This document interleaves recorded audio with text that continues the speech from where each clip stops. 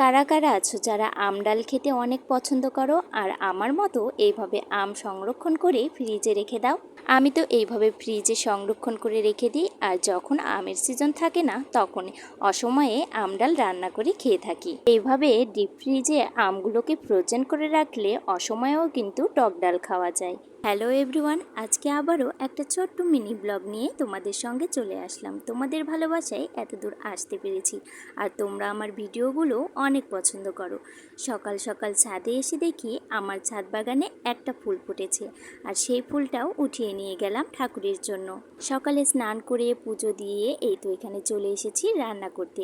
এটা কী শাক বলো তো? এটা হলো কলমি শাক। তোমরা অনেকেই চিনবে।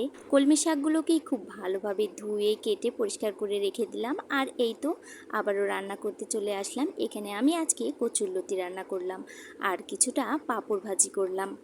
পাঁপড় ভাজি খেতে আমার ভীষণ ভালো লাগে, আর মা পাঁপড় বানিয়ে আমার জন্য পাঠিয়ে দেয়। ডালের সঙ্গে আমার তো পাঁপড় না হলে চলেই না। ঘরে তৈরি পাঁপড়ের মধ্যে স্বাদ কিন্তু একটা আলাদা রকমের।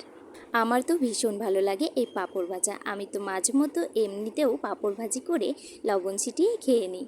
আমার তো ডাল ভাতের সঙ্গে ভাজিটা বেশ পছন্দ, আর ভাজিটা থাকতেই হবে।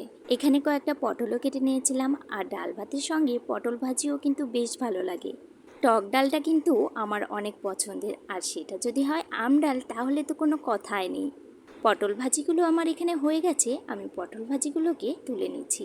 আর এখন রান্না করব আম ডাল। তোমরা কে কে আছো গো যারা আমার মতো আম ডাল খেতে অনেক পছন্দ করো? আমার বাসায় যখন আম ডাল রান্না হয় আর যখন থাকে সাথে কিছুটা ভাজি, তাহলে তো আর আমার কিছুই লাগবে না। এই দিয়েই অনেক মজা করে খেয়ে নেব। রান্না করতে করতেই আমার আবার খুব ইচ্ছে হলো যে আমার পেয়ারা মাখা খাবো। দুটো একসঙ্গে মাখা খেতে কিন্তু দারুণ লাগে।